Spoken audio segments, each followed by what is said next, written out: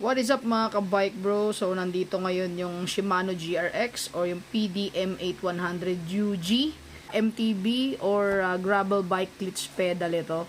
Bale ito nabili natin to sa bike demo booth ng Cycle Art o sa exhibit ng Cycle Art.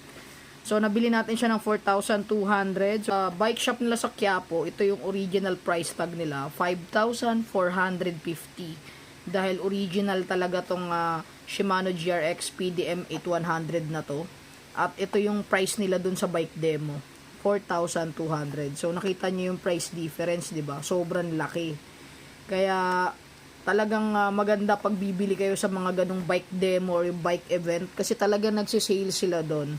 So yan, legit 5,450.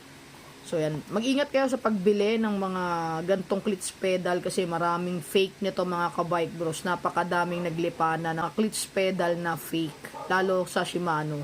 Kaya very careful sa pagbili mga ka-bike bros. Kaya kung bibili kayo, para sigurado talaga sa official distributor kayo bumili.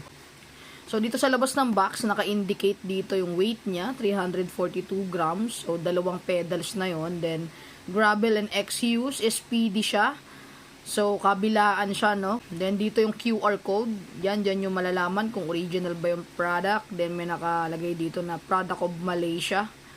So, yan. So, open na natin yung box. So, ito na yung pinaka-product. So, mura natin to nabili, no? 4,200 pesos lang natin nabili. So, ito na. So, quick unboxing lang tong gagawin natin, tsaka quick review. So, ito na yung pinaka pedals niya. Yan. So, original to mga ka-bike bro. Parehas lang to sa M8100 na Shimano Deore XT na clutch pedal. Kinaiba lang nito itong GRX model o yung M8100 na UG ay meron siya ditong designs. Yan, may kita nyo. Yan. So, at saka naka-indicate na GRX siya. So, yan, may design siya dyan. Yan. 342 grams itong dalawa na to. Itong part na to, chromol ito mga ka-bike bros, no? Kaya napaka-solid niyan. Yan, Shimano.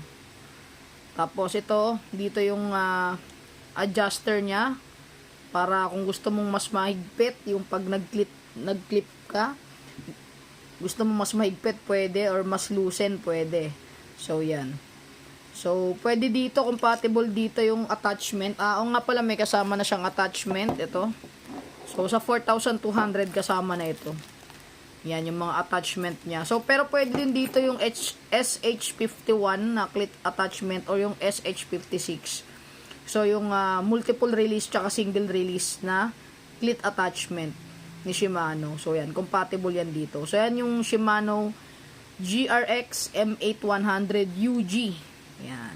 So, yan siya pag na-unbox. Sobrang ganda mga ka-bike bros. So, 4,200 natin to nabili kay Cycle Art at napakamura nun mga ka-bike bros. Kasi pag chinek nyo online, naglalaro yung price nito sa 4,700 to 4,800 plus shipping fee. Pero kay Cycle Art, 4,200 lang natin nabili yan. Sa bike demo natin nabili, sa Philippine Bike Demo, yan o. 4,200. So, wala nang bawas yun. Yan na talaga yung standard price nila doon. At mura na yan mga ka-bike bros kasi kinumpare ko sa ibang shop, mapa-online man at physical bike shop. Napakamura talaga ni Cycle Art. So, highly recommended. So, kung gusto nyo bumili, punta lang kayo kay Cycle Art. Meron silang shop sa Quiapo. Yan. Meron pang mga available stock daw sila doon. At napakamura niya. So, yan lang mga ka-bike bro. So, maraming salamat sa panonood ng ating short review netong Shimano PDM 8100 UG GRX clutch pedal. So, don't forget to hit like and subscribe. Bye-bye. Peace out.